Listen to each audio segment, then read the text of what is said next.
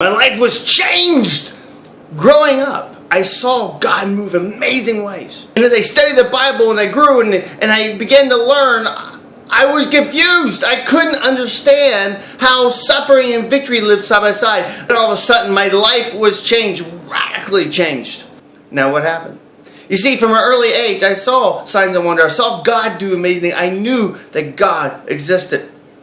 The problem was, the worldview that I was raised under and I learned under said that if I prayed for somebody and they didn't get healed, then it was because of lack of faith. Now, it wasn't the person praying who actually had lack of faith, because obviously they were the man of God, the woman of God. They were the superhero. Obviously, the lack of faith was a person being prayed for. There was some sin or something wrong with them that was keeping them from experiencing the fullness of God.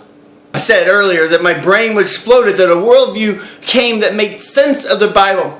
And the worldview I'm talking about is Kingdom Theology. It is a concept that Jesus came saying the kingdom of God, the rule and reign of God is here today, but it's not yet. And we live in between the first coming and the second coming of Christ. This may sound simple, but it is a revolutionary concept that changes how we view our work, how we view our life, how we view our family, how we view taking care of the environment, how we view our rest, how we view signs and wonders and healing, victory, suffering. It is a comprehensive worldview shift of understanding what it means to live in between the first and second coming of Christ. To say that God's rule and reign is here today, but is also delayed. I learned more about this worldview, the Kingdom Theology worldview, that changed the way I lived life, the way I read the Bible. I wanted to share that message with others.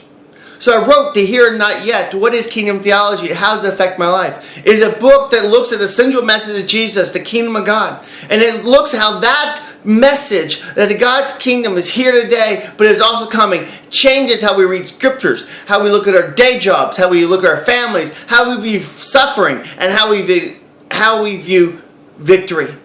That we live in the tension of the here and not yet, the tension between the two ages of God's first coming and second coming. That we can live in victory and suffering combined together. I try to show you how this message of God is King, from the Old Testament up through the New Testament, through the eyes of Paul and on beyond into our family, is a freedom that comes from His worldview. A freedom to let God be God. That it's not up to us to control God. It's not up to us to control our healing or not healing. It is God, and we can trust Him because He sent His only Son to die for us. We can trust Him because He cares. This is a view that everyone gets to play. That there is no superhero men and women of God that are somehow above everybody else, but everybody gets to play. Is a worldview that is phenomenal. It's a worldview that changes everything. And I want to share it with you and everybody else.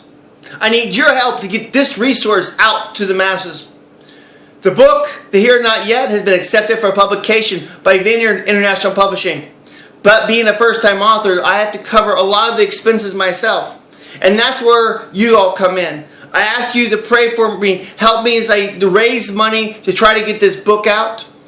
I ask you to click on the link below to look and read more about what this book is about and prayerfully consider supporting it. I believe this is a world-changing message that will help people's lives, but I need your help to make it happen. Thank you, and God bless.